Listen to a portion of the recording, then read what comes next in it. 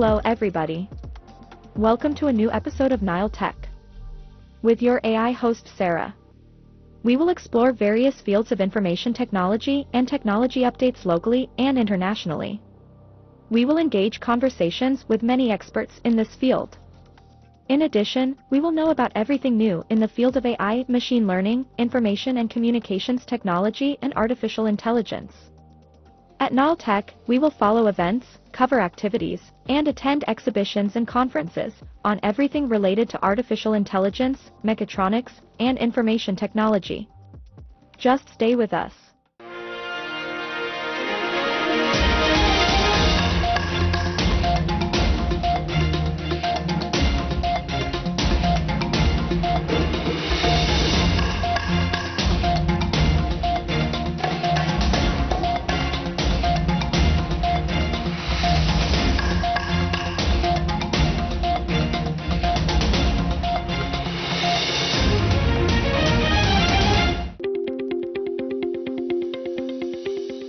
The Minister of Communications and Information Technology, Amr Talat, has delivered the opening address at the Egypt International Summit for Digital Transformation and Cybersecurity, EISDTC.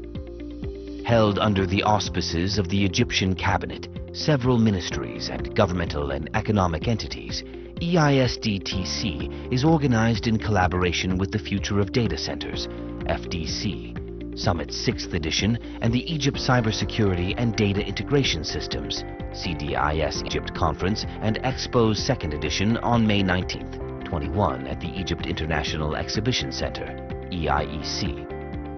In his remarks, the ICT Minister announced the launch of the Cyber Talents Initiative, tailored to prepare a new talent pool in cybersecurity, one of the most sought-after specializations in the labor market. He underlined that the initiative aims to qualify 1,000 undergraduates each year for employment immediately after graduation in this field, by offering practical courses compatible with labor market requirements, thus bridging the supply-demand gap for cybersecurity specialists. The ICT Minister mentioned that the initiative will be carried out during the students' academic year through strategic partnerships and cooperation frameworks between governmental bodies, academia, and private sector companies. He added that practical study materials and hands-on training will be integrated and provided at university laboratories and training centers affiliated with the Ministry of Communications and Information Technology, MCIT. In his speech, Talat emphasized the shared commitment to creating a safe digital environment and building a competitive digital economy. He highlighted the increasing cyber threats and attacks, especially with the growing use of digital systems, cloud computing, the Internet of Things, IoT, artificial intelligence, AI, and 5G systems. He explained that international reports indicate that the global cost of cybercrime was estimated at approximately $8.4 trillion in 2022 and is expected to exceed $20 trillion by 2026. The ICT Minister declared that Egypt ranked 23rd among 182 countries in the Global Cybersecurity Index, GCI, issued by the International Telecommunication Union, ITU, in 2021. He pointed out that the state has paid great attention to cybersecurity by establishing the Egyptian Supreme Cybersecurity Council, ESCC, to approve frameworks, strategies, and policies for securing the telecom infrastructure, develop cybersecurity plans and programs, qualify the necessary calibers to address cyber challenges and risks, and cooperate as well as coordinate with relevant entities regionally and internationally. In addition, Egypt has established and maintained interest in the Egyptian Computer Emergency Readiness Team, EG-CERT, the ICT Minister stated, mentioning that it is the first country in the region to launch the Child Online Protection, COP, initiative through MCIT. He clarified that the National Cybersecurity Strategy, 2023-2027, was crafted as part of the efforts to secure comprehensive ICT infrastructures across different sectors and create a safe digital environment. The strategy includes various programs to build an integrated legislative framework, promote cybersecurity awareness, strengthen national partnerships, build robust and resilient cyber defenses, enhance scientific research, and foster international cooperation, innovation, and growth. Taliat underscored that several international and regional agreements and memoranda of understanding, MOUs, have been inked in cybersecurity to exchange experiences, build capacities, and share cyber threat-related information. Furthermore, Egypt has partaken in drafting multilateral international agreements such as the Global Cybercrime Treaty. Humanoid robots are pushing the boundaries of what these machines can do, making them more versatile, interactive, and human-like. Humanoid robots designed to resemble and mimic human body structure and behavior have seen significant improvements in their mechanical design, sensory inputs, and cognitive processing abilities. One of the key advancements is in their movement and balance. Modern humanoid robots use a combination of sensors, actuators, and complex algorithms to achieve a human-like gait and balance, allowing them to navigate various terrains and even perform tasks like climbing stairs or doing backflips. Another area of progress is in artificial intelligence and machine learning, which enable humanoid robots to interact with humans in more natural and intuitive ways. They can recognize faces, interpret speech, and respond to verbal commands. Sophia and Ameka stand out as some of the most renowned robots equipped with these capabilities. In the future, humanoid robotics could evolve to play more significant roles in various sectors. In healthcare, they could assist in patient care, rehabilitation, and surgery, performing tasks with precision and consistency. In disaster response, humanoid robots could navigate hazardous environments, performing search and rescue operations where it's too dangerous for humans. Furthermore, as AI and robotics technology continue to advance, we might see humanoid robots becoming more common in everyday life, assisting in homes, schools, and workplaces. They could serve as companions for the elderly, educators for children, or assistants in office settings. Intelligence focused on creating new content has seen remarkable advancements in recent years. One of the most notable developments is in the realm of natural language processing, exemplified by large language models. These models can generate human-like text, enabling applications ranging from writing assistants to creating entire articles. Another area of significant progress is in image generation and editing that can create realistic images and art from textual descriptions. The field of AI-generated videos is advancing rapidly as well, with the potential to significantly impact our daily lives. The working mechanism behind generative AI involves training on large data sets to learn patterns, styles, or structures. For text, this means learning from a vast corpus of written material, while for images, it involves analyzing numerous examples of artwork or photographs. These AI models use complex algorithms, often based on neural networks, to generate outputs that are similar to their training data. They can identify and replicate intricate patterns and styles, making their outputs increasingly indistinguishable from human-created content. Looking into the future, generative AI is expected to evolve significantly. In the field of text generation, we might see AI that can write not just factual content, but also sophisticated creative works like novels or scripts, potentially collaborating with human authors. Imagine a future where AI can craft personalized movies across various genres.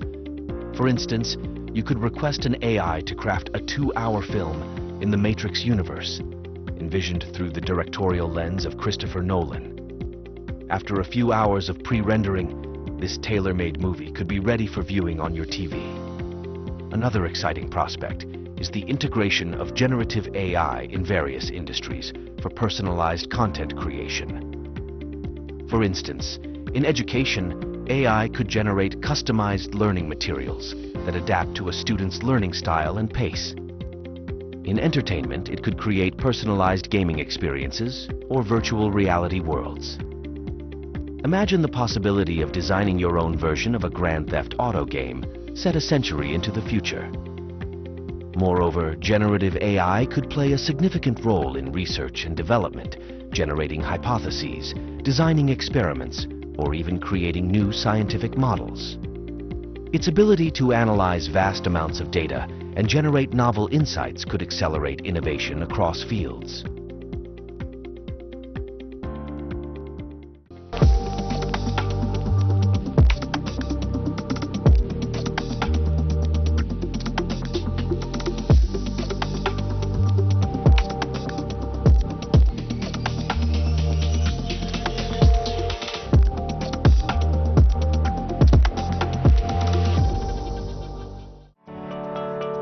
The Technological Hackathon competition for creative student innovations nationwide was held at 6th of October Technological University with the aim of crystallizing university students' innovative works, graduation projects, and their creativity during the past 2 years, as well as shedding light on technological universities as they are a national project under the auspices of President Abdel Fattah el-Sisi, targeting a sector of technological colleges.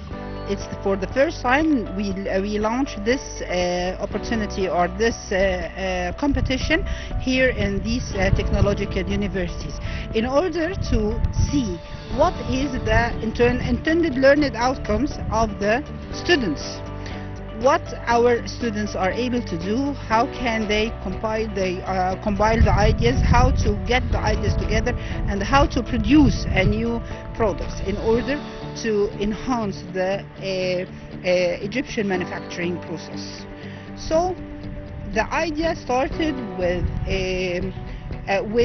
presence of the products in our university and the other universities in the other technological universities, and we thought together to arrange an event, an annual event, in order all of these technological universities are gathered and compete together to see what's the differences and what the common interest gathering them together.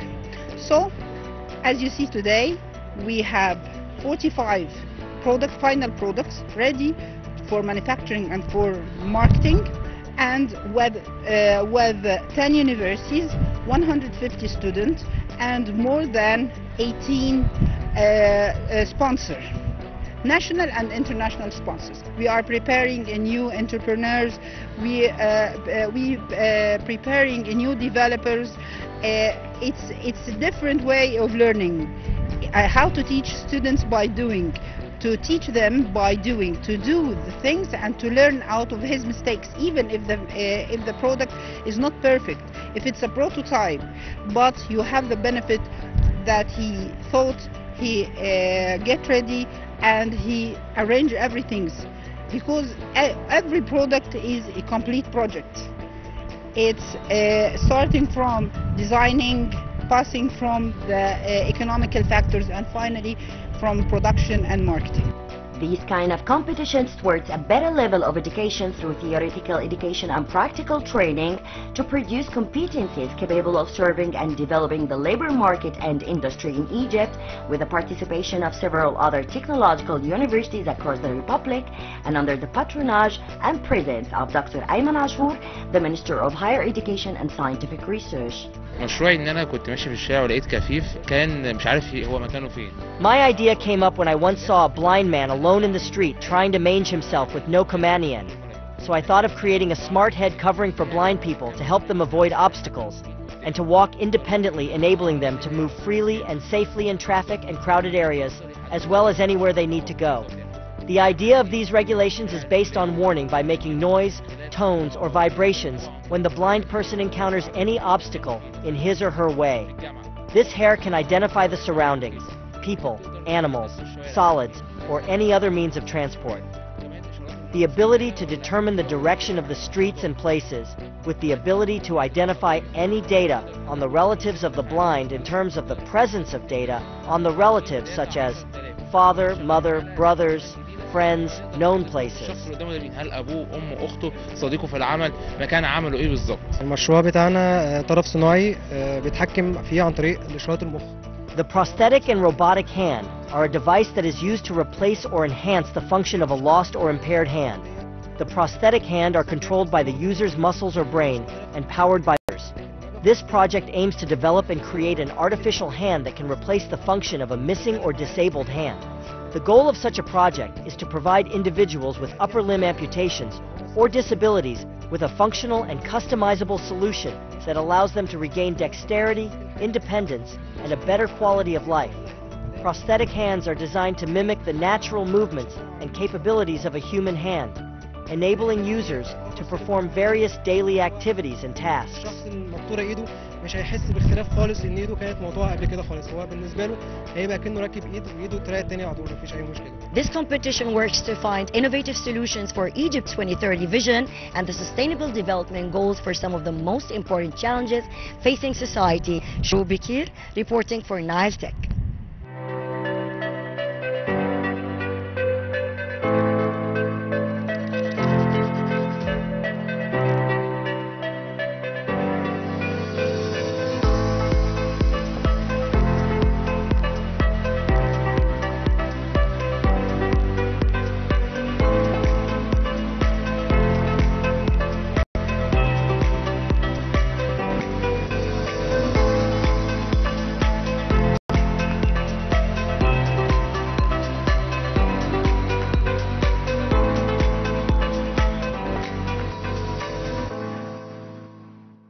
Welcome to today's episode, where we dive into the fascinating world of artificial intelligence, specifically focusing on large language models, or LLMs. We have an expert guest with us today, Dr. Nurhan Ehab, an assistant at the Department of Computer Science and Engineering. Welcome, and thank you for joining us. Thank you for having me. It's a pleasure to be here. Many of our viewers are familiar with ChatGPT.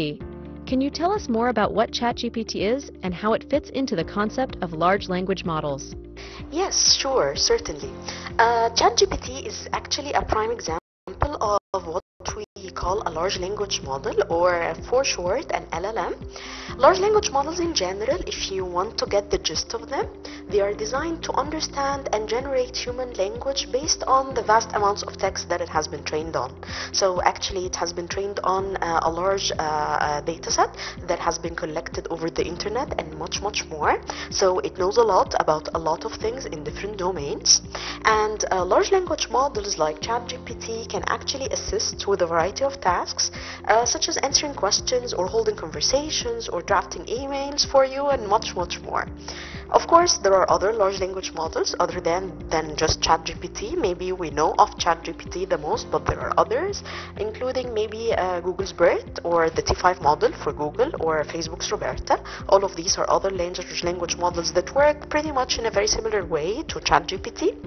But all of these models actually leverage large data sets to perform various language-related tasks, as I told you before. That's fascinating. Let's delve deeper. What exactly are large language models? Look, large language models, or LLMs, are a type of AI designed to understand and generate human language, as I told you before. They are trained on vast amounts of text data from books, articles, websites, and more. This training helps them learn patterns in language, allowing them to generate text, answer questions, and even hold conversations like this one. So think about it, it's just like young babies learn how to talk.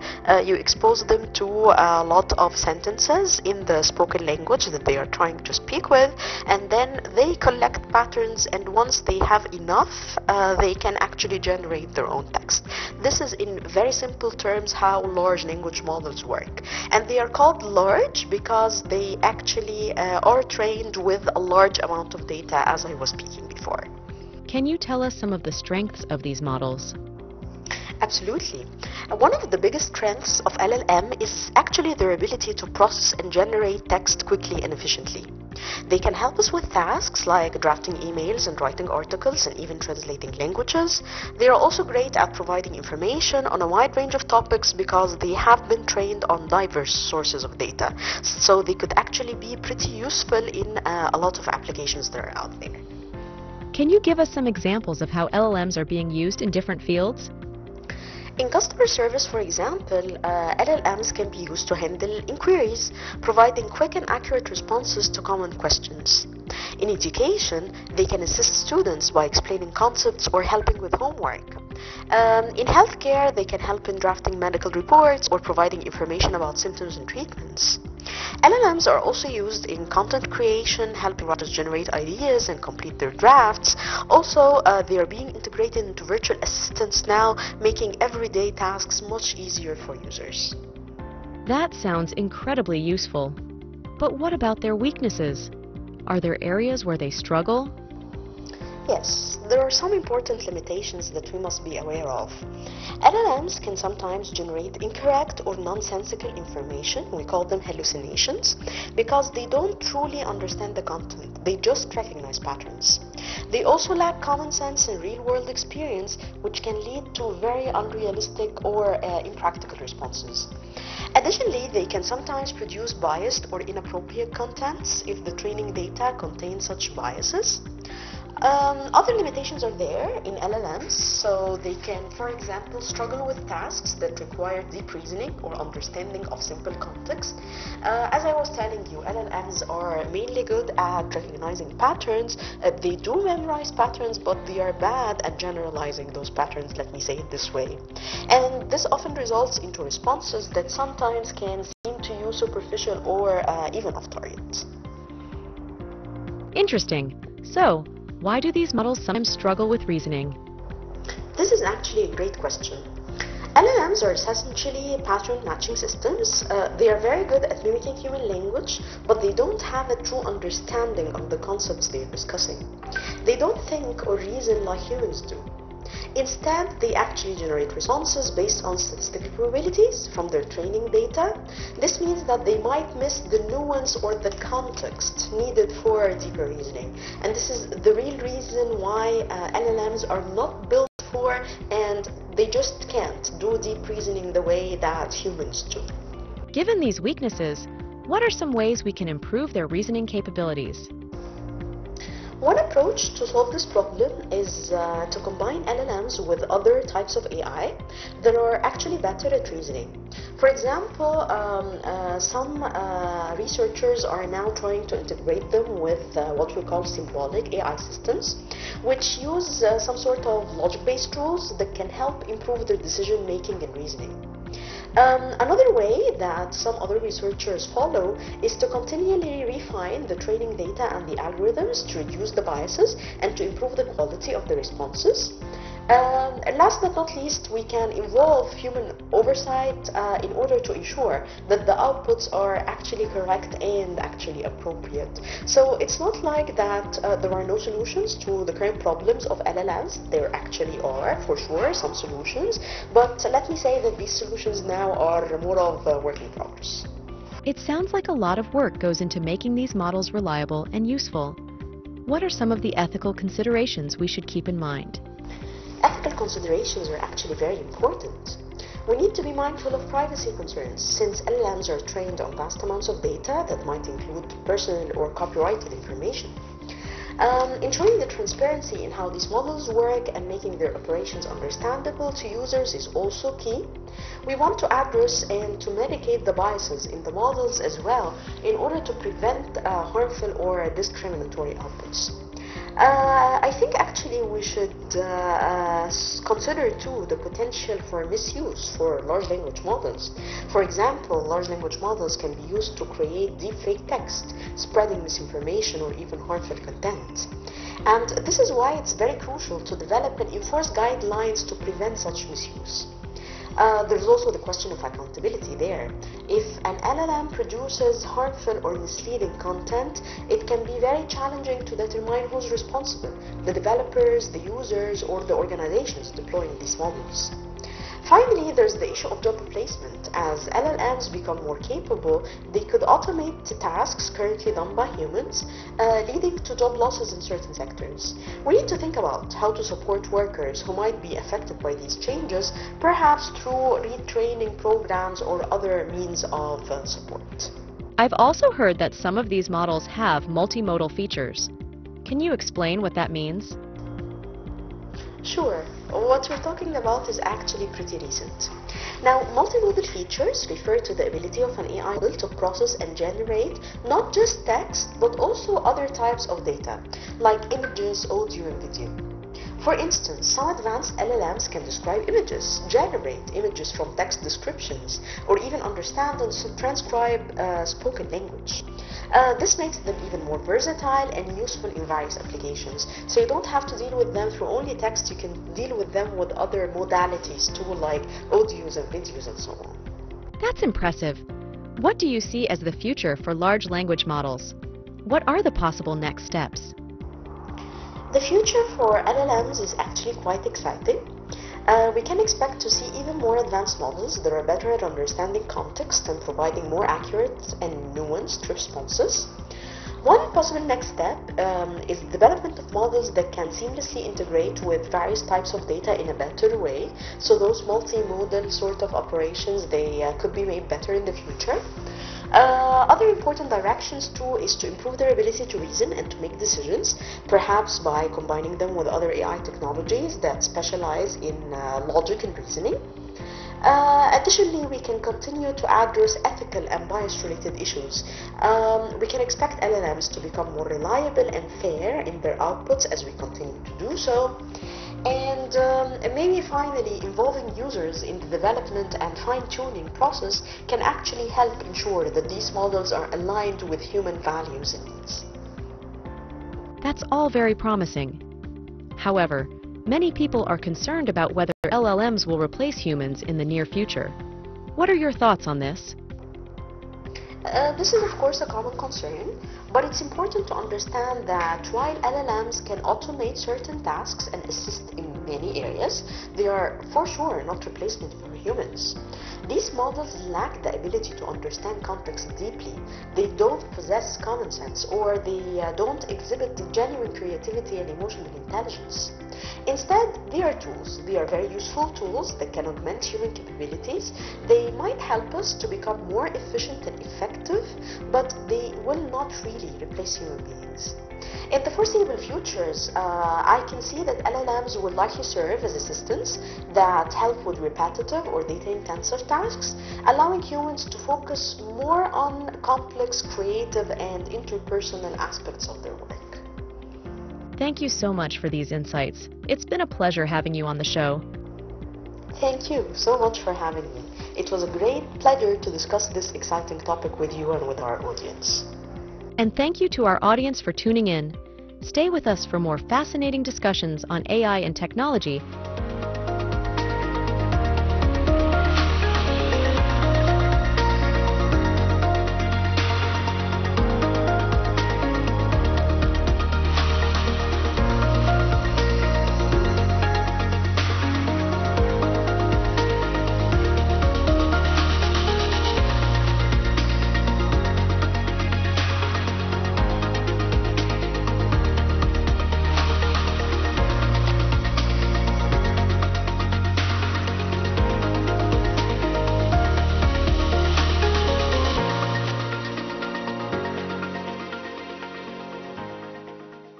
It is the end of this episode of Nile Tech.